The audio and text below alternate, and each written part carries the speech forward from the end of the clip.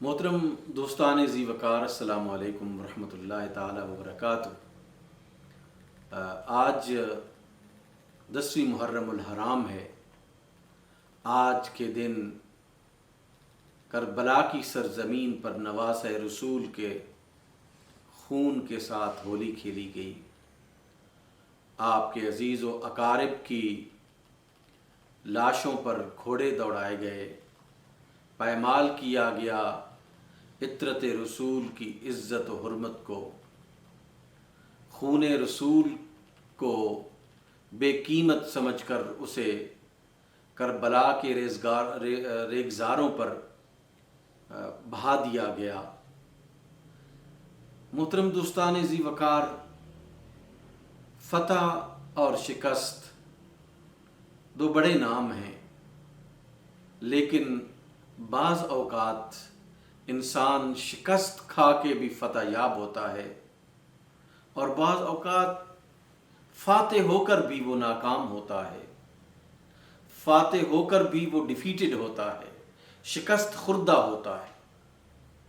کرب و بلا کا جو واقعہ ہے وہ بھی ہمیں یہی بتاتا ہے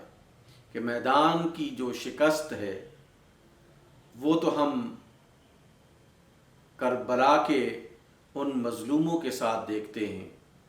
لیکن حقیقی جو شکست ہے وہ یزید کے حصے میں آتی ہے۔ عملی طور پر یزید جو ہے وہ شکست خوردہ ہوا ہے۔ اصول، ضابطہ، حق یہ زندہ رہا، اور کربلا کے مظلوموں نے اپنے خون کے نذرانے پیش کر کے شجر اسلام کی آبیاری کی۔ دیکھتے ہیں کہ کرب و بلا میں حضرت امام عالی مقام شہید ہو گئے، آپ کا خون کر دیا گیا، آپ کی زندگی کا جو راستہ ہے وہ کاٹ دیا گیا، لیکن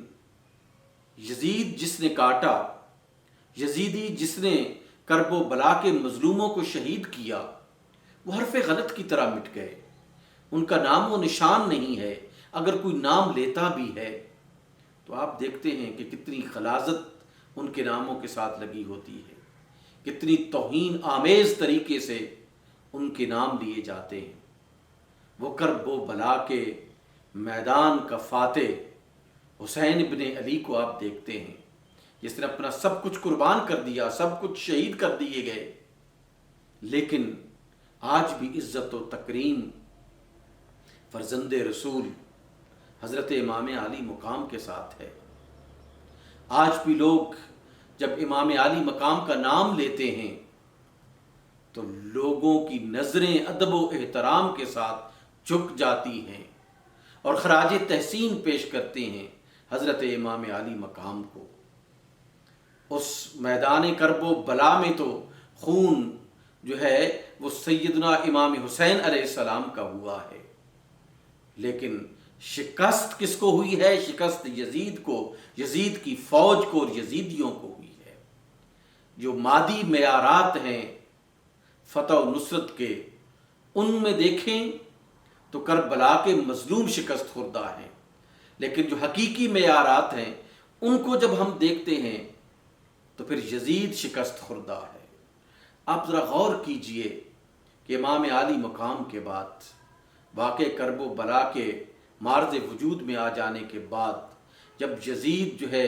جہنم واصل ہوتا ہے، مرتا ہے، اس کا بیٹا خلافت پر، اس کا بیٹا جو ہے وہ اس کی حکومت لیتا ہے، معاویہ بن یزید، لیکن وہ